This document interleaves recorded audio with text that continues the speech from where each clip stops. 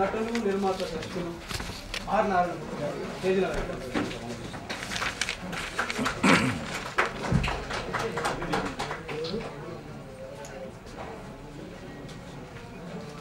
Doctor IV Reddy గారు తేజీ IV Reddy గారు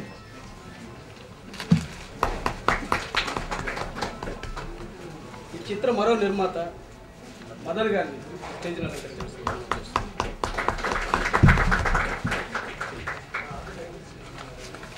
అలాగే చిత్ర దర్శకులు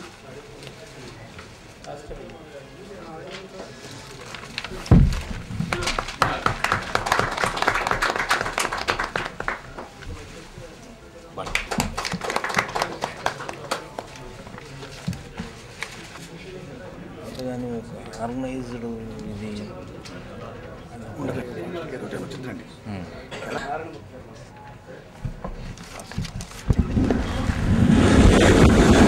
సార్ కూర్చొని సార్ నిలబడమంటారా?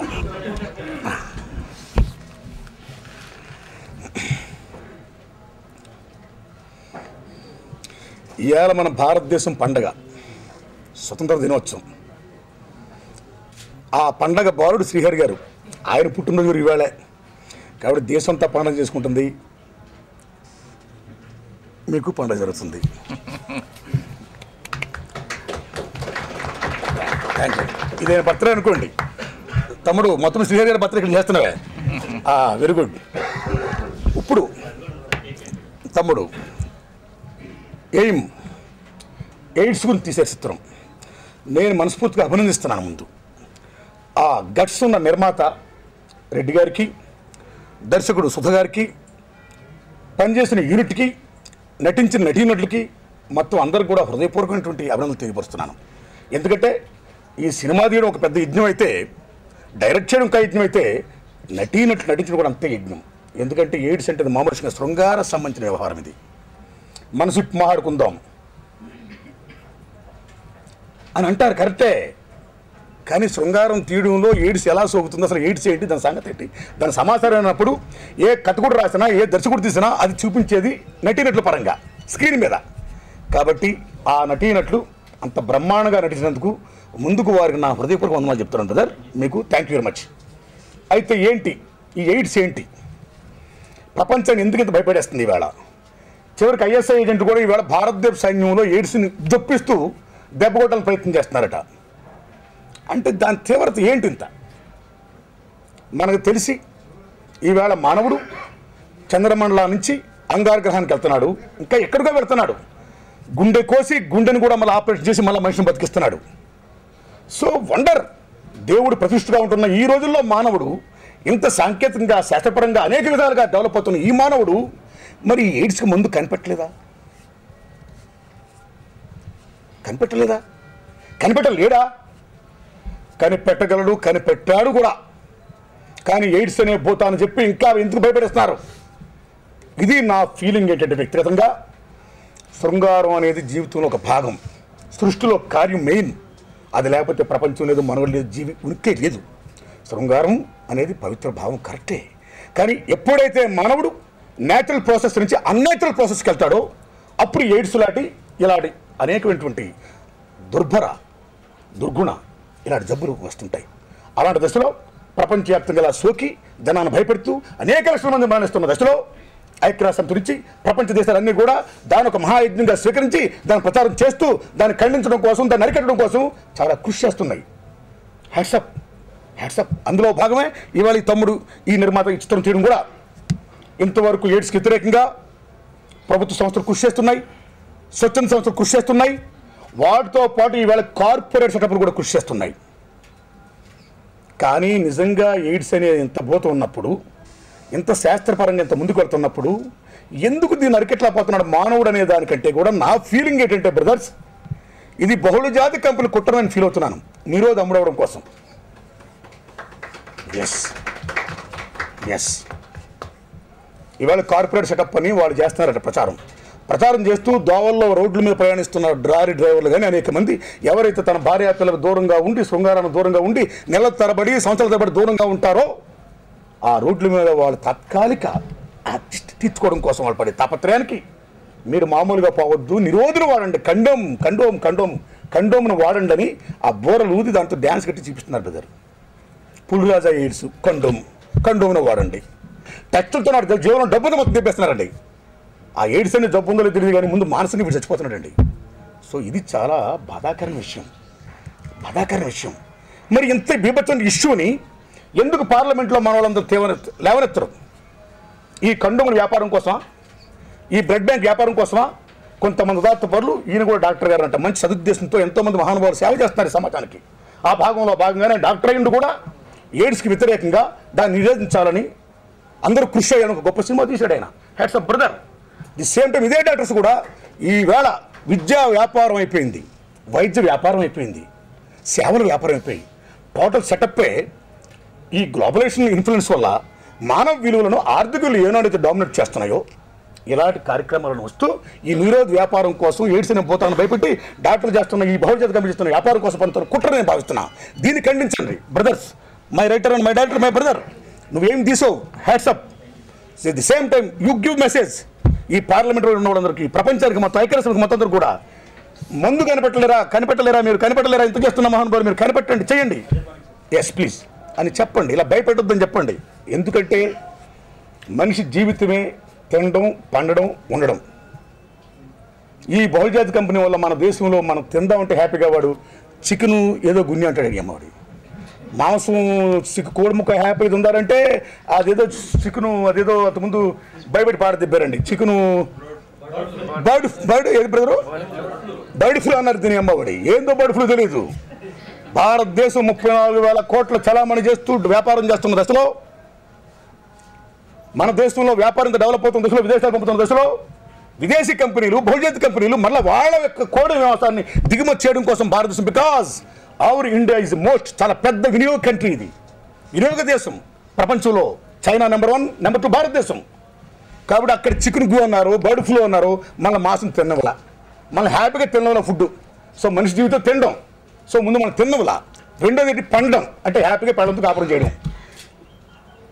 దీని ఏమో భార్యాభర్తలు నివసిస్తున్న ఖాళీల్లో కూడా వచ్చేసి ఎయిడ్స్ నిరోధించండి, కండోమ్ వాడండి అంటే ఆ ఇళ్ళందరూ చీపురేట్లు పడి వచ్చి ఇక్కడికి వచ్చి ఎవరికి ఏమైనా సాని కొంప ఏం కొంప నువ్వు ఎలా చేస్తున్నావు రాసుకెళ్ళి అని కొడుతున్నారండి ఇవాళ. అంటే సో మన తిన్నవుడా వాడు, మనం హ్యాపీగా పండను కూడా వాడు. ఇన్ని భయాలుతుంటే మనం ఏమి నిద్రపోతామండి? సో సుఖంగా నిద్రపోయిన కూడా. సో కాబట్టి మానవ జీవితమే చాలా స్వేచ్ఛాగారంగా మనం ఉండాల్సింది. అలాంటిది లేకుండా చేస్తున్నారు, దాన్ని మనం ఖండించాలి. అందుకని ఎక్కడైతే మనసు నిర్భయంగా ఉంటుందో, ఎక్కడైతే మనుషుడి తలెత్తుకొని తిరుగుతాడో, అదిగో ఆ స్వేచ్ఛా స్వర్గానికి తండ్రి నా దేశాన్ని మేల్కొలుపు అన్నాడు రవీంద్రనాథ్ ఠాగూర్ గారు. అలాంటి స్వేచ్ఛా స్వాతంత్రాలతో కూడుకున్న వ్యవస్థ కోసం ఈ ఎయిడ్స్ అనే భూతాన్ని పరద్రోలి దీనికి మందు కనిపెట్టాలని కోరుతూ అందరినీ హ్యాపీగా ఉండేట్టు చేయాలని సాటి కళాకారులు, ఇదిగో మీకు దర్శకులకి, నటులకి, తమ్ముళ్ళు, మీకు, మీ యూనిట్కి, మీడియా వారికి, ఇదిగో మన రియల్ స్టార్. ఎందుకంటే ఈజ్ నాట్ రియల్ స్టార్ అని పెడుతున్నారు ఆయనకి పేపర్లో. Brother, you are not real star, you are real hero, you are brother of hero Krishna, you are brother of hero Krishna. సమాజంలో చాలా మంది చాలా గొప్ప ఉన్నారు, కానీ చాలా కొద్దిమంది మాత్రమే మంచి ఉన్నారు. అటువంటి మంచి వాళ్ళలో is one among them. Please, so మీలాంటి వాళ్ళు అందరూ కూడా దీని వ్యతిరేకంగా పోవడం చేయాలని మనస్ఫూర్తి కోరుకుంటూ ఈ అవకాశం నాకు ఇచ్చిన దర్శకులకి, నిర్మాతలకి, టీంకి అందరికీ నా హృదయపూర్వక ధన్యవాదాలు. Thank you friends.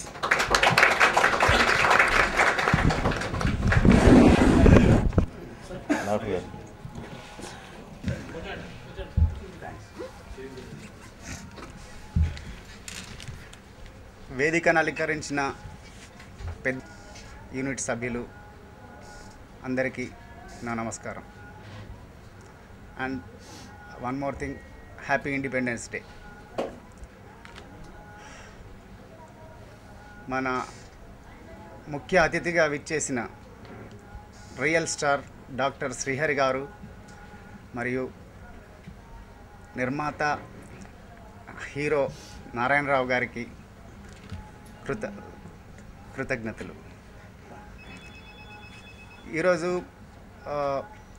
Doctor Srihari గారి birthday. Wish you many many happy returns of the day sir. Thanks for coming.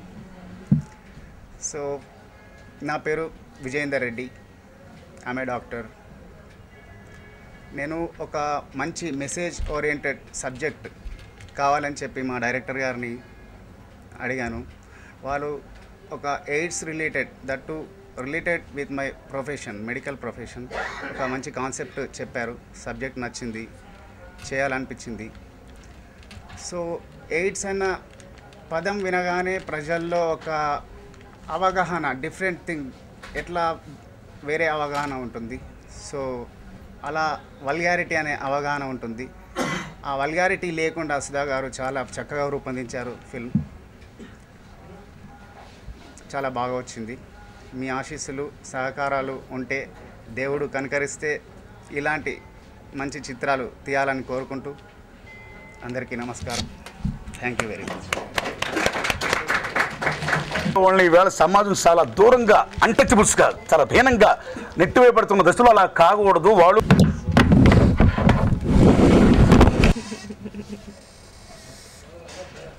ఏమని మాట్లాడను సుధాకర్ గారు, ప్లీజ్ అండి మాట్లాడలేను, ప్లీజ్. గొంతే బాగాలేదు.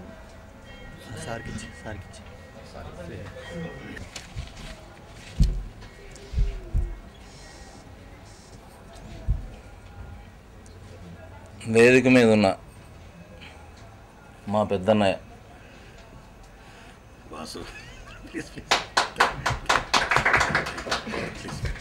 ఆయన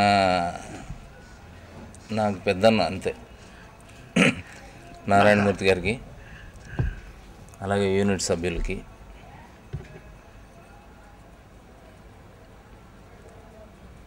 పత్రికా సోదరులకి, మీడియా వారికి. ఎయిమ్ టైటిల్లోనే ఎంత గొప్ప శక్తి ఉంది దాంట్లో. నేను భద్రాచలంలో ఒకటే జననం, ఒకటే మరణం, ఒకటే గమనం, ఒకటే పయనం, గెలుపు కొరకే బ్రతుకు, బతుకు కొరకే గెలుపు అని ఒక నా సాంగ్ ఉంది. గెలవటం కోసమే బతకాలి, బతకటం కోసమే గెలవాలి.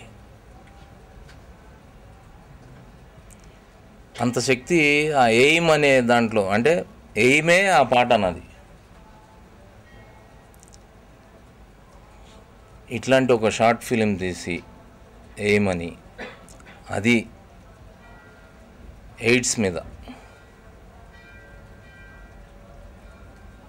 చరిత్రలో పురాణాల్లో కానీ ఎనీ మనకున్న కథలు ఏవైతే ఉన్నాయో వాటిలన్నిటిలోనూ ప్రతి ఒక్క విలన్ కోసం, విలన్ అంటే ఇప్పుడు రావణాసురుడు ఉంటే రాముడు ఉన్నాడు,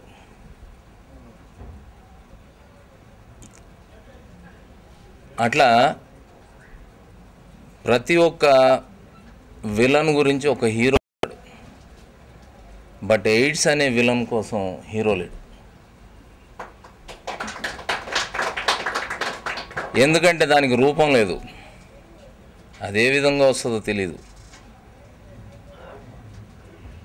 దానికోసం హీరో అనేవాళ్ళు లేడు. సైంటిస్టులు, డాక్టర్లు, మహానుభావులు వాళ్ళే హీరోస్, వాళ్ళు కనిపెడతారు. అది వీళ్ళు కోరుకున్నారు, ఈ ఆశ కూడా. అది ఒక హీరోతోటి జరిగే పని కాదు. ప్రతి ఒక్కళ్ళం బాధ్యులం. ప్రతి ఒక్కళ్ళు, ప్రతి సంఘంలో ఉన్న ప్రతి పిల్లవాడి దగ్గర నుంచి పెద్దవాడి వరకు అందరూ దాన్ని 1000 కళ్ళతోటి దాన్ని చూస్తేనే దాన్ని సంహరించగలుగుతాం, దాన్ని చంపగలుగుతాం, దాన్ని అరికట్టగలుగుతాం. సో అట్లాంటి ఉత్తేజాన్ని సంఘం కోసం వీళ్ళు చేసిన ప్రయత్నాన్ని సఫలీకృతం కావాలి, బ్రహ్మాండమైన సంఘానికి మేలు జరగాలి ఇట్లాంటి షార్ట్ ఫిల్మ్స్ తోటని నేను మనసా వాచా కోరుకుంటూ యూనిట్ అందరినీ అభినందిస్తూ దర్శక నిర్మాతల్ని ఇంట్లో పనిచేసిన కళాకారులందరినీ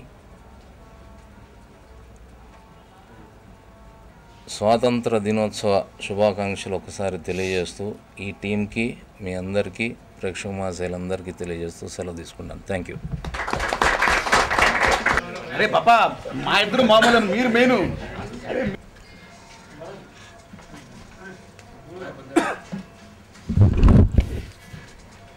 ఈరోజు ఏమని షార్ట్ ఫిల్మ్ డైరెక్ట్ చేశాను నేను. దీనికి విజయేందర్ రెడ్డి ప్రొడ్యూస్ చేశారు, మదన్ విజయేందర్ రెడ్డి ఇద్దరు కలిపి ప్రొడ్యూస్ చేశారు.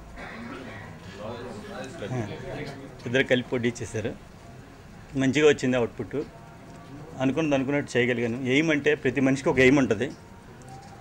ఎయిమ్ లేని మనిషి ఉండకూడదని నా పాలసీ. ఏదో ఒక ఎయిమ్ ఉండాలి అన్న దాని మీద దీన్ని తీశాను నేను.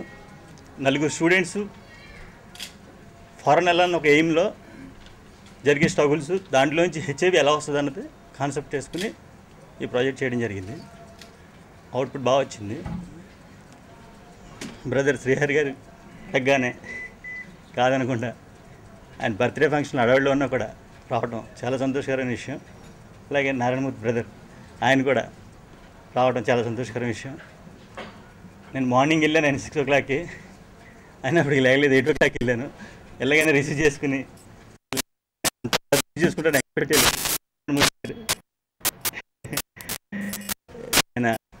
ఆయనకి మెయిన్ థ్యాంక్. ఎందుకంటే ఈరోజు చాలా సంతోషకరమైన విషయం. నేను మంచి సినిమాలు చేయాలని నా ఆకాంక్ష, నా ఎయిమ్ కూడా. తప్పకుండా అవకాశాలు వచ్చి చేస్తానికి నేను రెడీగా ఉన్నాను. Thank you. బాగాలేదండి.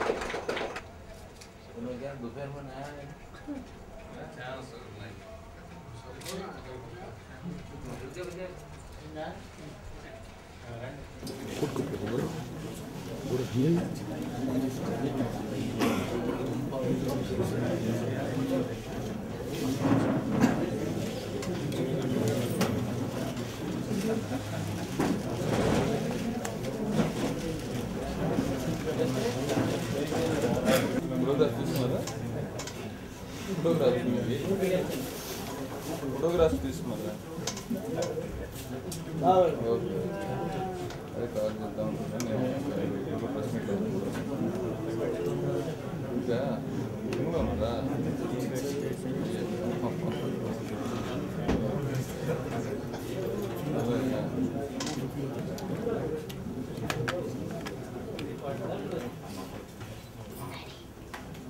ఇద్దరు అక్కడ బతుకులేనా?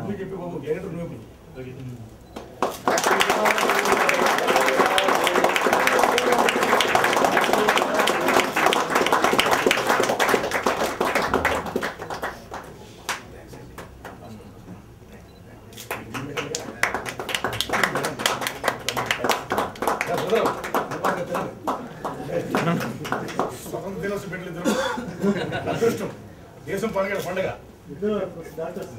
మీరు తినాలి. నాకు